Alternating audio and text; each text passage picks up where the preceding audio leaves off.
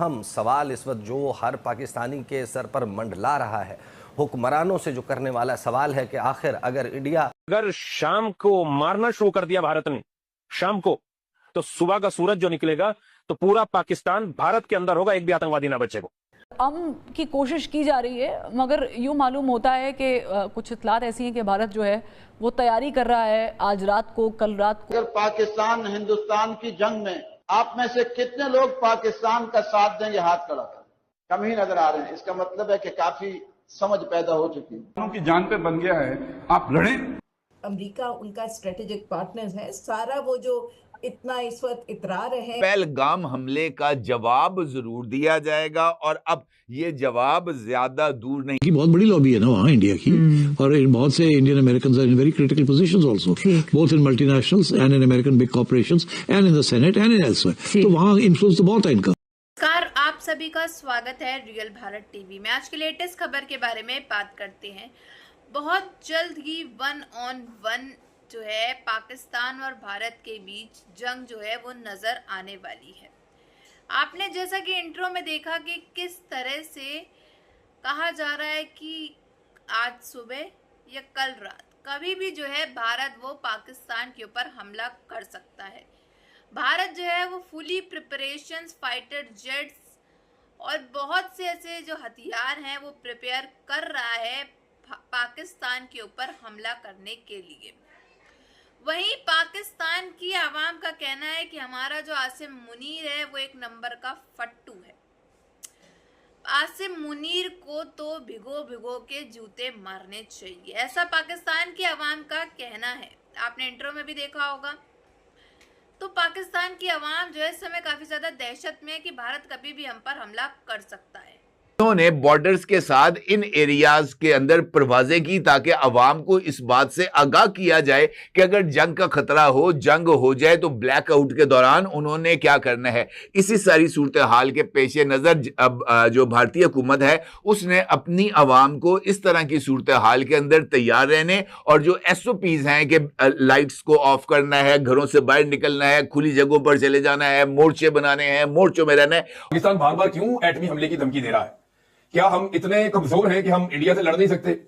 भी एटमी हमला तो एक आखिरी कोशिश होती है जब कोई मुल्क पूरी तरह तबाह होने लगता है या वो लड़ने के काबिल नहीं रहता या उसके पास कोई लड़ने की काबिलियत नहीं होती, तो डेटरेंस के तौर पे एक हथियार जो आपके पास होता है फिर वो आप चला देते हैं। तो क्या हमने ये अज्यूम कर दिया या सोच लिया है कि वो नहज आ गई है या आने वाली है? सादा बात यह है कि अब एटमी धमाकों की जो आप धमकियां दे रहे हैं दुनिया को, दुनिया उसे अच्छी नजर से नहीं देख रही। ये जो जंग का माहौल बना हुआ है, थोड़ा बहुत पॉलिटिकल फायदा हो रहा है। यह है जंग की तैयारी। यानी आप जो ड्रिल्स होती हैं, मॉक ड्रिल्स जो होती हैं, ये यानी हम बात करें सिविल मॉक ड्रिल्स की, सिविलियन मॉक ड्रिल्स।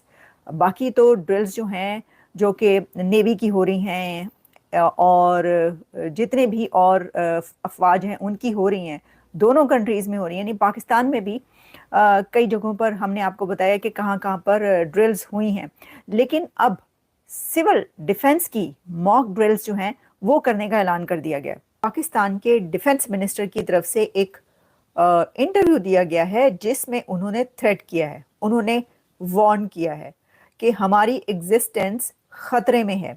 लेकिन उसी के साथ इंडिया की तरफ से खबर यह है कि इंडियन नेवी ने एक नया टेस्ट किया है अंडर वाटर। वो कौन सा अंडर वाटर टेस्ट है जिससे पाकिस्तान बहुत घबराना नहीं है वाली सिचुएशन आ गई, यानी घबराना है।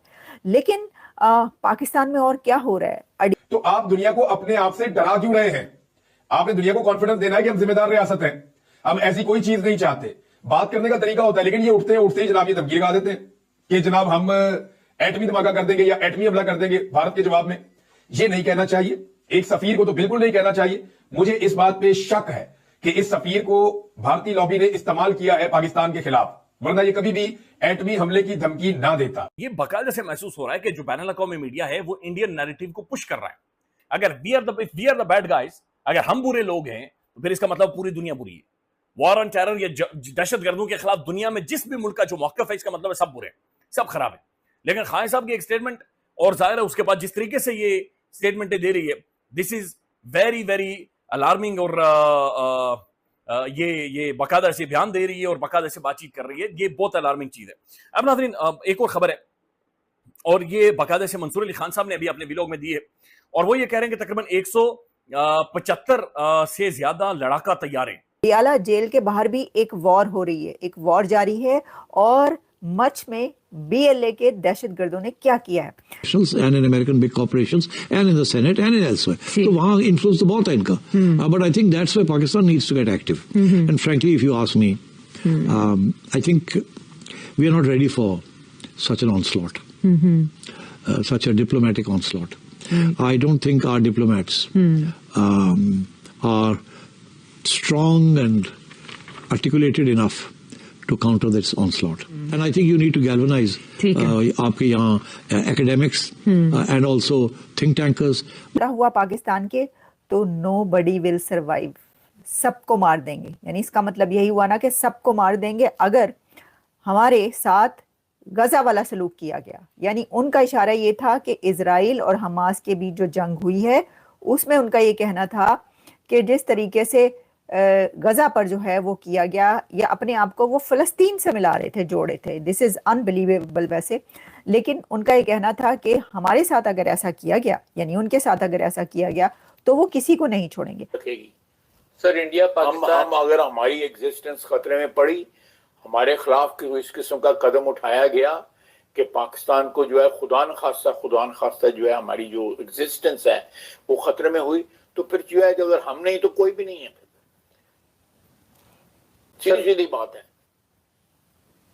अच्छा जी, ये सुन लिया आपने। उन्होंने कहा है कि हमारी ये बका की जंग है, अगर इसके अंदर हमारे उसको खतरा हुआ, उन्होंने धमकी दी है। देखें, आपकी बका को खतरा, आपकी एग्जिस्टेंस को खतरा इंडिया से नहीं है, भारत से नहीं है। अब इसके ऊपर मैं अपना एनालिसिस पेश कर देती हूँ।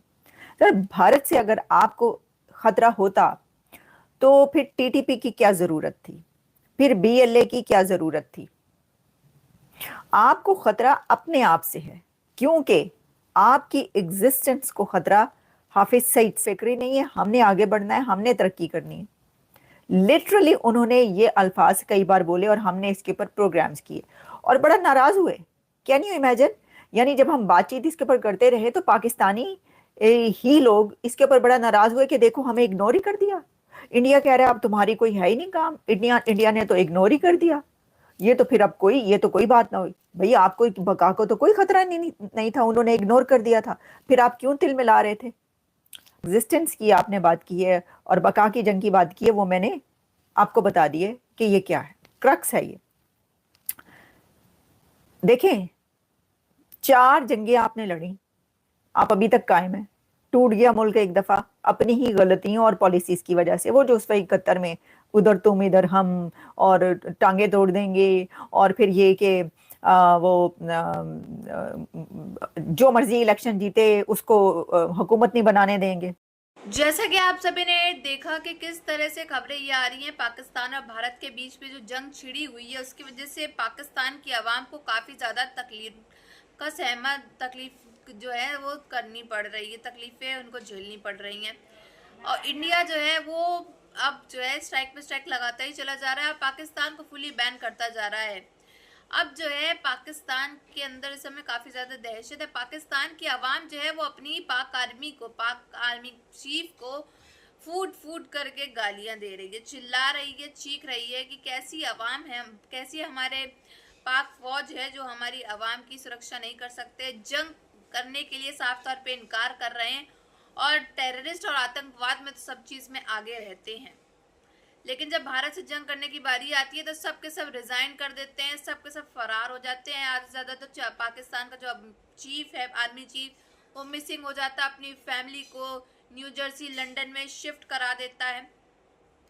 तो पाकिस्तान की आवाम जो है काफ़ी ज़्यादा त्रस्त है अपनी पाक फौज से और प्रधानमंत्री शहबाज शरीफ से। और वहीं ख्वाजा आसिफ ने जो बयान दिया था उसने खुलेआम ये कह दिया था कि हाँ हमारा हाथ है आतंकवाद में, पहलगाम में जो इंसिडेंट हुआ है उसमें। इसी वजह से जो है नरेंद्र मोदी जी जो है काफ़ी ज़्यादा बौखला चुके हैं पाकिस्तान के ऊपर। तब से ही ये जो सिलसिला है वो बढ़ता ही चला जा रहा है। अब इंट्रो में आपने देखा कि आज रात, कल सुबह, कभी भी, किसी भी टाइम, एनी टाइम कुछ भी हो सकता है पाकिस्तान पे। और भारत की जो पाक फौज के ऊपर हमला करने के लिए भारत की जो फौज है वो फुली प्रिपेयर हो चुकी है और बहुत से हथियार जो हैं वो विदेशों से मंगाए भी जा चुके हैं। फुली प्रिपेयर्ड है भारत पाक पर हमला करने के लिए। तो चलिए, इसमें आपकी क्या राय है जरूर बताइएगा कमेंट बॉक्स में। अगर आपको हमारी वीडियो अच्छी लगी हो तो like, share and comment and subscribe please.